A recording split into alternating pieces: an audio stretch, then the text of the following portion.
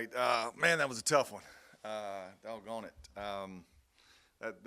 That 2 weeks in a row, or I guess we had the awful week, but you're one possession away, one score against Murray, then 1 point this past week. So a lot of guys are hurting, no doubt about it.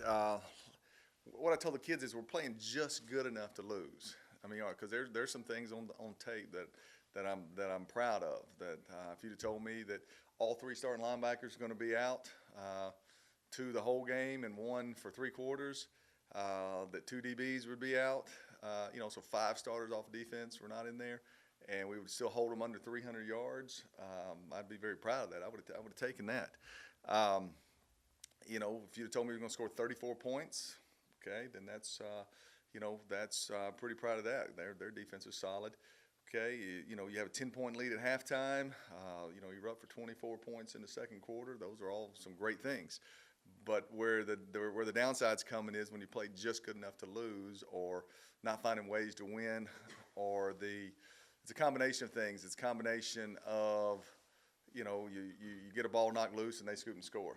So there's one, and then you turn the ball 2 other times on the pick in the second half. The guy makes a great play, but it takes a possession away from us. And they had the ball for 12 minutes in the third quarter. Then and you have 2 special teams blunders that were just crucial and certainly disappointing. And you give them 2 short fields, and we actually stopped them on one of the interceptions and picked one off and took it back 70 yards, but we settled for field goals. So, but even those things happen in games, and those are disappointing. But there's still on both sides of the ball another 50 plays on offense or defense. 25 on each side of the ball. That we just got to play. We got to play better. The quarterback position's got to play better. The running back position needs to play better. The offensive line needs to play better.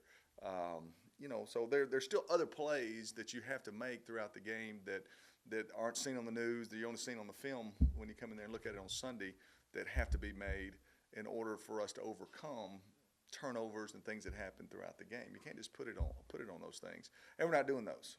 And that's why 2 tough losses in the OVC the last 2 games. I told the team today, we've won these games in the past, and maybe statistically we didn't deserve to win them, or when you watch the tape, we were very fortunate the ball popped up to us and we ran it in, or the team we played snapped it and hit their up back like we did on punt. We've won a lot of these games, and you move on to the next week and you think that boy, we played really well, and you really didn't, but you got the win. But sometimes that momentum can carry you over to the next week. And so I told the guys, you got no choice. It's a life lesson. You have to learn it, and that's not cliche. You only get 2 choices in a deal like this. You either blame other people, you make excuses, or you look in the mirror, you set responsibility. Us as coaches as well. What can we do better?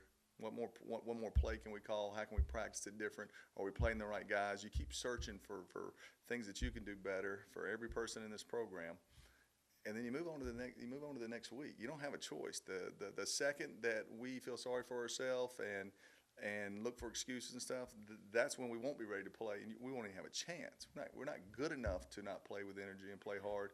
When I tell them that's not an option. That's not an option. So.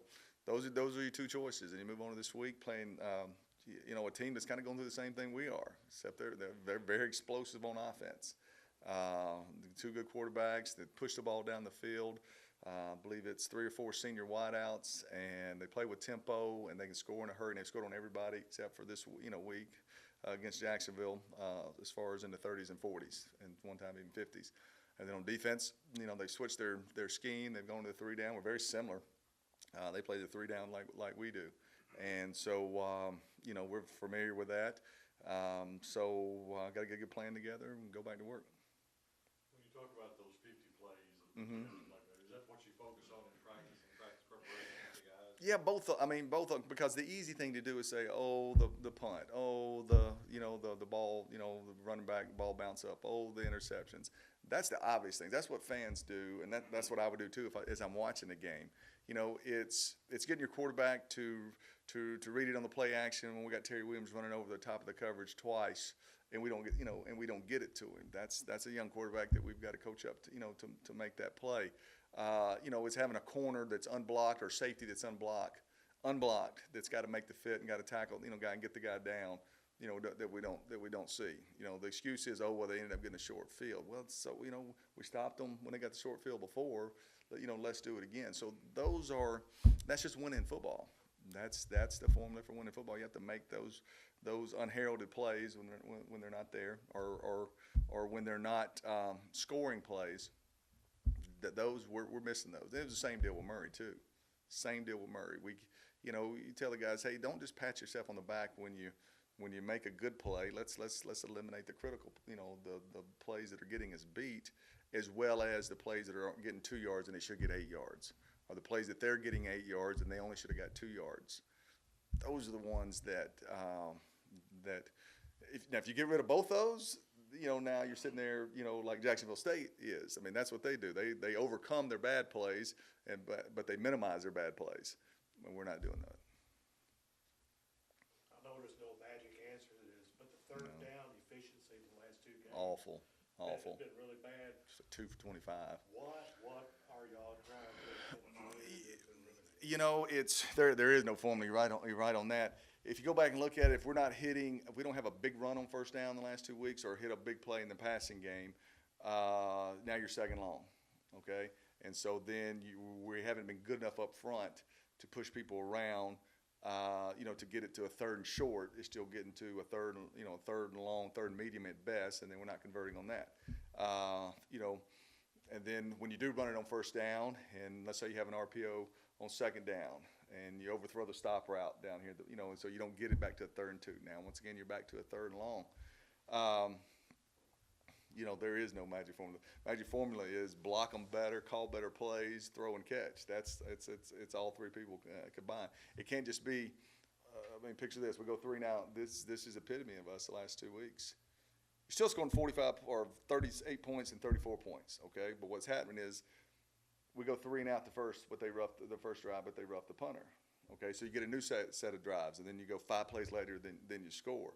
So that seems to be us to where we got momentum going, it's pretty good, all right? But if we don't make a play on the first down or have a positive play, we're going 3 and out. But I've looked at all the stats, whether it be 3rd and long, 3rd and medium. It still goes back to 1st and 2nd down as well. I'd like to be able to if you're going to convert 25% maybe of your 3rd and longs. Okay, that's a good team. Okay. Can't live in that world. Now, where are you on 3rd and mediums? We've got certainly too many 3rd and longs because of what we're doing on 1st and 2nd down. Now, on the other side of that, again, I guess the answer would probably be coaching up better, playing better. But you talk a lot about each game, defensively, just make the team take another snap, make the team take another. Mm-hmm. Well, in the 3rd quarter, I don't think that's what you meant. Yeah. So what do you do to kind of Right. to get them off the field? Do those 3, the older linebackers, make a difference? That's I can't overcome. Can't nobody can control that to get the pushback or whatever.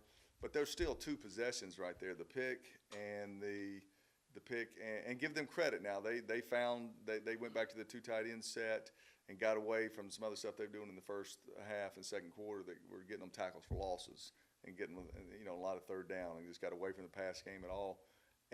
But there's 2 possessions in the 3rd quarter with the kickoff that we let hit, and then the interception. So that's why we're only out there for 2.5 minutes, 3 minutes, and then the defense. So give them credit; they were able to bend but not break, and then get the pick and stuff. Credit to them.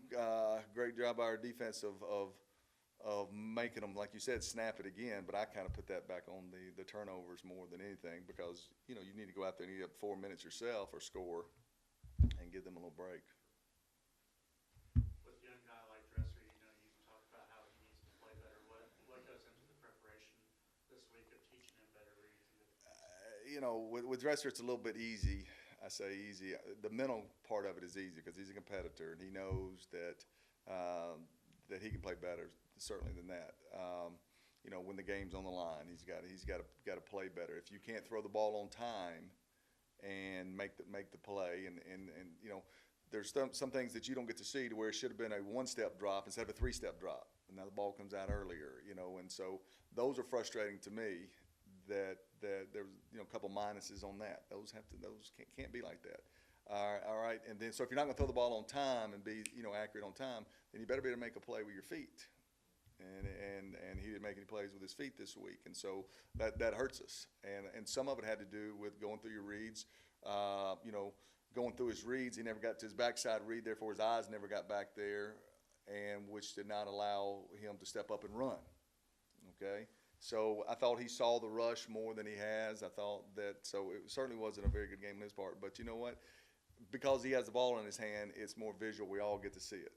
Okay, and he didn't play any worse than anybody else did, and his play wasn't any worse than any situations that I put him in. Okay, so he's certainly not to blame. But no, is there a lot on his shoulders? Sure, there is. Every quarterback. If you're not going to be a dominant run team, and then your quarterback has to make some plays. And so you know, but the best thing about him is he's a team guy, and he understands criticism comes with a position, and he understands that not all players are going to you know, understand the pressure that goes on the quarterback position, and he takes it like you would want a leader to do, like a young quarterback should do, and he doesn't get sensitive about it. He takes the coaching, and he competes, and I think he'll play better again this week. I know he'll prepare just as hard as he always has, but the results have to come with it. And like I said, you don't have to worry about his feelings. He sees it like a coach does, and I appreciate that, and that's going to give him a chance to get better.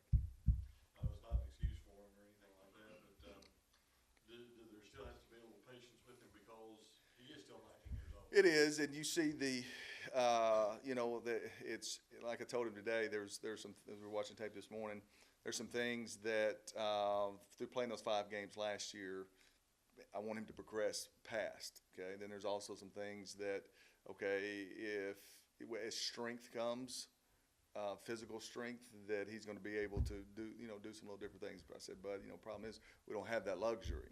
Okay, you're the starter. There's 5 games left. We all got to push ourselves. Got to play better. But like I said, a lot of quarterbacks, as you go through that tape, right? They want to give you excuses. They may want to give you, well, you said this. He doesn't do that. He knows. He knows, and he'll make it as right as he can, and he'll compete. And that's all you can ask. Other guys need to make him better as well. He doesn't know. You know, we get a back that gets on a safety, and there's nobody but the back, and you know, we got to come out of that tackle. You have to come out of that tackle if you're going to you know. We were complaining last week, right? Our longest run's been 37 yards, and Juice had that run, but he got a one-on-one situation. And their guy got him down, which takes pressure off your quarterback. You know, and we did that a couple drives, right? We went boom, boom, boom, you know, and scored, just not doing it consistently enough, and therefore then it falls back onto your quarterback.